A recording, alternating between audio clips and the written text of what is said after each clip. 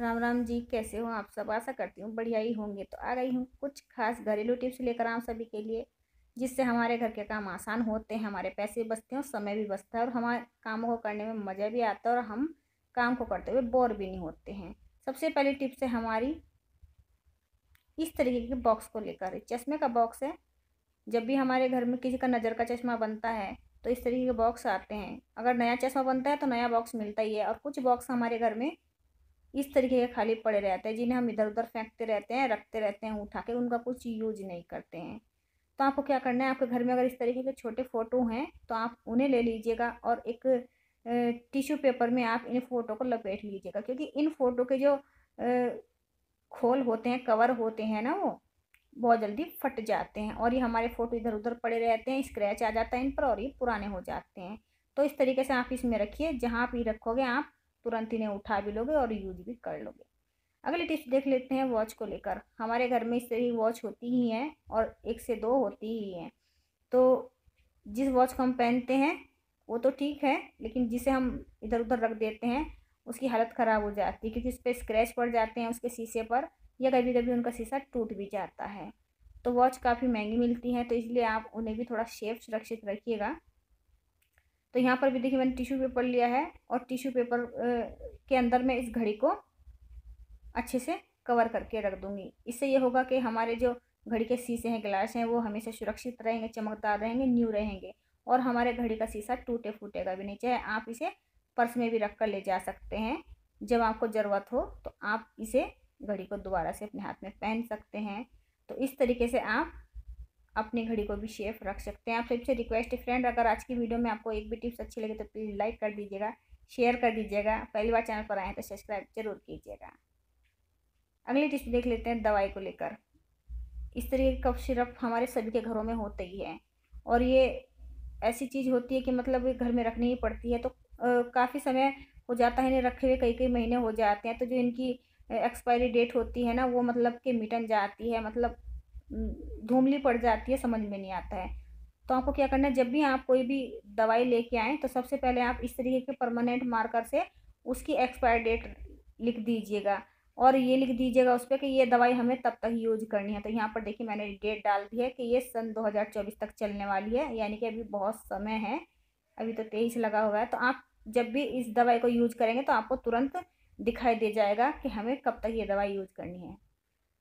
अगली टिप्स है साबुन को लेकर।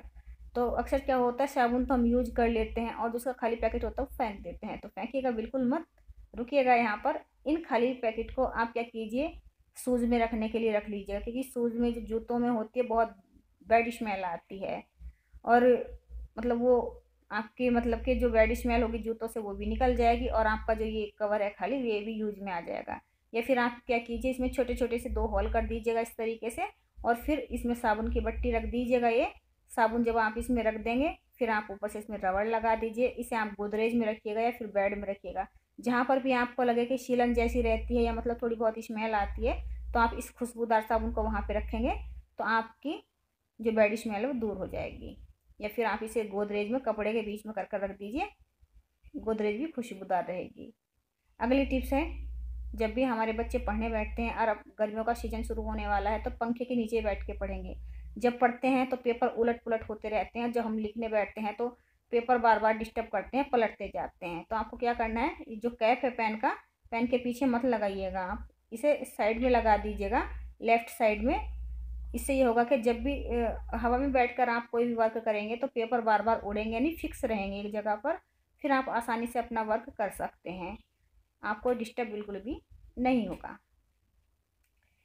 इसकी अगली टिप्स है सिलेंडर को लेकर। जब भी हम सिलेंडर मंगाते हैं तो इस तरीके से सील लगी हुई रहती है, और जब हम खोलते हैं तो कभी कभी इतनी मजबूत होती है कि हमारे हाथ दर्द कर जाते हैं, लेकिन इसकी जो सील होती है खुलती नहीं। तो आप चाबी लीजिए, इस तरीके से चाबी हमारे घर में रहती है, और उससे इसकी पिन पकड़कर उठा दीजिए तो ईजीली इसकी सील खुल जाती है, हमें ज़्यादा दिक्कत भी नहीं होती है। तो यहाँ पर देखिए खुल चुकी है, थोड़ी सी मेहनत में मैंने इसे खोल दिया है और ये आसानी से निकल भी गई है। तो है ना कमाल की टिप्स। तो इस तरीके से फ्रेंड हम अपने छोटे छोटे काम आसानी से कर पाते हैं।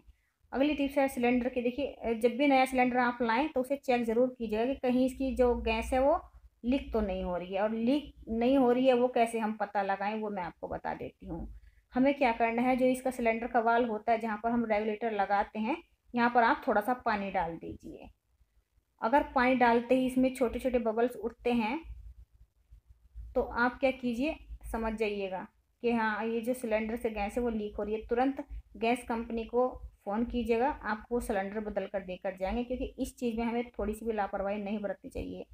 और अगर आपने पानी डालकर देखा है तो प्लीज़ उस पानी को भी साफ़ कर दीजिए आप कॉटन के कपड़े से। फिर आप इसमें रेगुलेटर लगाइएगा। अगर आपका सिलेंडर ठीक है तो, अगर सिलेंडर में बबल उठते हैं तो लौटा दीजिए, नहीं उठते हैं तो आप यूज़ कर लीजिए। फिर मिलती हूँ ऐसी एक हेल्पफुल वीडियो के साथ, तब तक के लिए राम राम जी।